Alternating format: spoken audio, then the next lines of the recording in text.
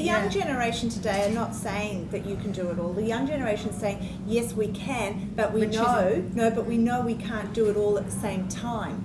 You know, often what you see your parents doing, and particularly your mother doing, is the thing that patterns and models the rest of your life. And even if you don't listen to them, it's what you see. And I also know with an 18-year-old daughter that many of her friends now are either wanting to get married or are engaged to be married at 23. Yeah, they're rejecting this whole notion. They're going back to conservative values. The majority, 64% of women in this survey said that they would go for a way of experiencing life is slow and steady. So they know that they can have it all, but they don't want it all at once. Whereas I think it used to be about having it all at once. You can now have a child without question at 46. No, when I was having my children, 35 was considered to be an old mother. Geriatric. It was, wasn't it? And 30, when I was 30, you were kind of well on your way to being an adult. People I know who are 30, I'm still young. But the original question is, why are they now choosing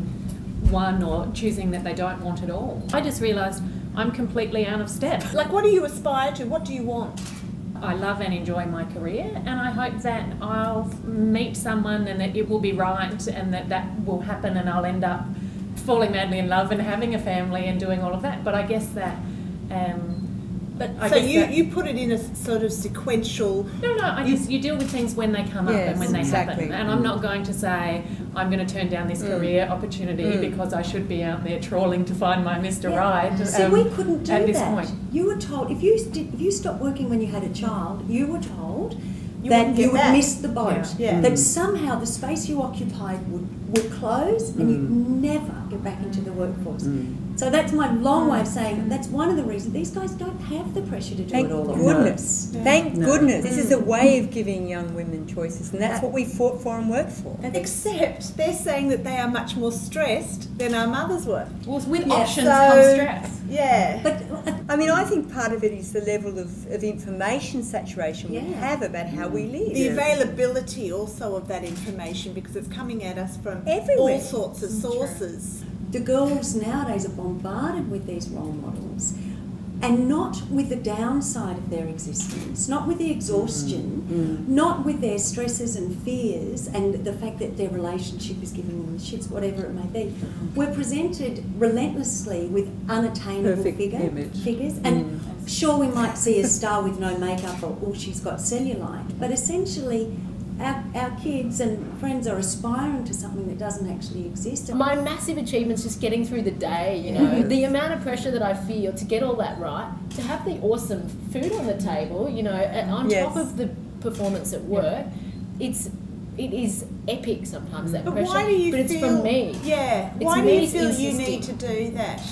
As opposed to, you know, a couple of chops and a mash. Competition. No, but what is it? The most critical person in the room is always going to be yourself. I do know people also who are now reaching their 30s who are suddenly aware, well actually just past their 30s, have I missed some boats? Because life is, while the bookmarks have changed, we're not all living tremendously longer. So have they missed career opportunities? Because all of a sudden, there's another generation coming on. I'm not the bee's knees, I'm not the centre of the world. And maybe I have missed something. What you see, especially with Gen Y, who are coming up, I'm sure participated in the survey, is they create their own little mini stratospheres where they are famous on Facebook and MySpace, and amongst their friends they're twittering just like celebrities. If you see photographs of these girls, they're all like working it like models, you know, and in their own little microcosms, they do have it all. 42% of women believe they'd be more successful in their career if they were more attractive. We're talking about corporate careers. They have shown studies that say that people that are considered better looking do earn more money. It's not about a shape or a size or one body type or one position in life.